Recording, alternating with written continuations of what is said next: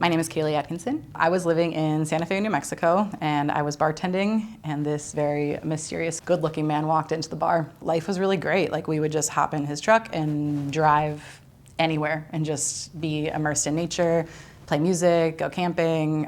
It was really beautiful and really special. He was living in his car, which to me wasn't a red flag or crazy, because when I've traveled all over the world, I've wanted to be a van person. Turns out he was actually a fugitive with a nationwide manhunt on his name. So we were driving back to Milwaukee because I wanted to get some stuff out of storage, and then we were gonna go back and get our own place together in Taos. But we got to Kansas and got pulled over in the middle of the night. When it came time to separate, the cop came back in, gave me all my stuff and said, "You're free to go. He's getting locked up for 5 to 15 years. Do you want to leave your information?"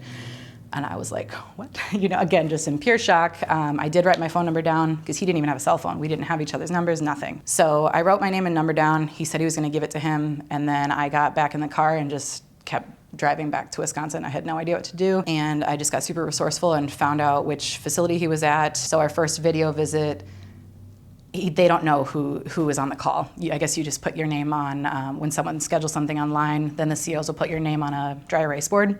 So he knew where he needed to be and when, but he had no idea who was gonna video visit him. So when it was me on the screen, like, I'll never forget his face. He was in pure shock, because from his perspective, the cop told him that I wanted nothing to do with him and that I had left him behind. I thought he used me, and that was when my rage and advocacy began. This man, he had 3-year Fed time, 5 years Colorado time, or no, 5 years in Oregon, and then 2 years in Colorado. So that would have been 8, 9, that would have been 10 years. 100%, if I wasn't involved, I think there's a very good chance he'd still be in prison now to this day. It became my life to fight for him rather than me enjoying my life at all. I didn't have any sort of fun. I didn't have any sort of joy. I woke up and I got my work done that I needed to, and then I would fight his case. And the only thing that made me happy or sparked that joy was getting that 202 phone call from the federal facility. And a lot of times that never happened. There were lockdowns for 2 weeks at a time. COVID, again, they got out for 15 minutes every third day. So that was for a year at least. And then when he was being transferred from facility to facility, I would have no idea if I was gonna hear from him. So literally my entire life revolved around this prison system and this sentence that it was horrible. But when you're in it, I didn't think it was horrible. I was just like, this is what I'm doing. I was committed to this process. And when I met you, it got better, because then I felt like my voice and what I was doing actually meant something, because I met people who are on the other side of it. And I had hope that he's gonna come home and he's gonna be a part of this work and he's going to be another success story. I went to Kansas every single court day, and he stands in front of you for 5 minutes during the court hearing, and that's it. You turn around and say, "I love you," and then that's it. You drove back down to Kansas for those? Mm-hmm. Every single court date. How many was it? At least 4. We only had 2 in-person visits for the entire 3-year sentence, and it was all between the plexiglass with the phones, like what you see in the movies. And since I came so far, I got an extra 30 minutes one time, and that's it. And we would get yelled at for laughing. I remember seeing him in those Kansas visits, and he just, the light was gone in him. He wasn't him anymore. And his fear was always, you won't love me who I am anymore. I'm not the same man I was in New Mexico. Again, in retrospect, knowing someone for 2 months and then doing 3-year sentence with someone, yeah, why would you do that? There's no answer besides love.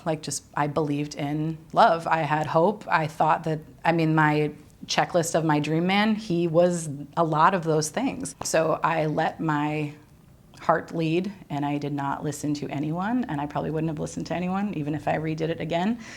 And I could still say hundreds of amazing things about this man to this day. Right now I could, but we did not know each other. There were very, very clear, immediate gut reactions that I just did not listen to. I had injured my neck, and I was bedridden for 2 months and couldn't do anything without getting incredibly sick. And the first thing he wanted was my credit card number to get food delivery to the halfway house. And he wanted a list of things for me to bring to him. And I'm literally can barely stand up, let alone go to the store and drive to the halfway house and drop off all this stuff. But I did it. Pulled over and threw up all over the street multiple times because I needed to. Like, I had to give him what he wanted. I had to do whatever he said, and he let me. They feed you. It's free. I have a bed. I'm no longer incarcerated, even though you kind of are. But it was these little things, like just going to the coffee shop, taking the dog for a walk, like all of these mundane things that we take for granted in our everyday life, I just wanted to do with him. And those were things that would have been approved once he got out for, what do they call it, for the day pass, for the halfway house. He just wanted nothing to do with any of that. Once he was home, that was different because it was no longer committing to the process. It was choosing to live and breathe in a horrible living situation. I was miserable, and I was treated extremely poorly. And every second he could, he was just drinking, and it was running away. It was work, TikTok, alcohol. And then soon that began to be proven that it was also other women. And that's when, again, it's like I always reflect. I try not to blame. I'm trying to not be a victim. And what would I do differently? I would have left. I wouldn't have supported him anymore. And then you also look at yourself in the mirror and you're like, okay, so 1 month after he's out, he's doing all this crazy shit. And I just invested 3 years of my life with this person. Like, what are you supposed to do? I was full of shame. I was pissed off. I obviously didn't want to tell my friends or family because I just talked this man up for 3 years and they all supported him and supported me in my decisions. And I just made a horrible decision. I chose the wrong person to devote all of this energy and love to. What do you do? It's hard to see the good in this when it comes to like romantic relationships and longevity of love. Like, there's a big part of me that's like, how am I ever gonna trust someone ever again? But I have to take the accountability saying I chose to be in this every day. Like, that's what I woke up to, and I was like, this sucks. Like, this is not something I would wish for anybody, but I'm putting myself in a situation every day. So you commit to the process. And I did that.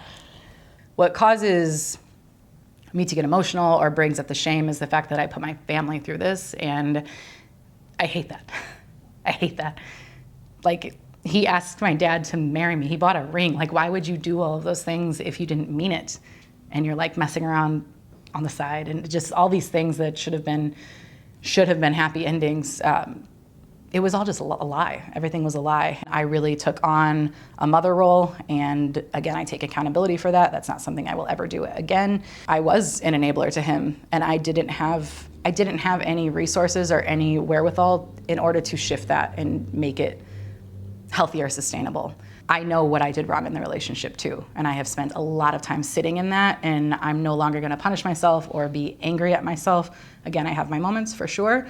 Pre-meeting Shannon and doing all of this, it was something that I was already super passionate about because all of my documentary work was all about breaking stigmas anyway, specifically with mental illness and with the mission of preventing suicide. So this was not unfamiliar to me. However, what I did was completely abandon all of my work, and it all shifted. Prison, 24/7, 100%. I remember meeting someone, he was like, what happened to all of your eating disorder recovery? What happened to talking about depression and anxiety and alcoholism? Like, the second you met dude, everything shifted to prison. And I just looked at him blank and I was like, I don't have an answer. And that was when I was like, wow, I really, really, really lost myself in this process. I'm like, I am this correcting the narrative superstar with Shannon, and I believe in it wholeheartedly. And yet I've been burned by someone who I'm also like still fighting for, and why. However, at the end of the day, it comes down to a humanity choice. We're all human. We all make horrible mistakes. We all cause harm.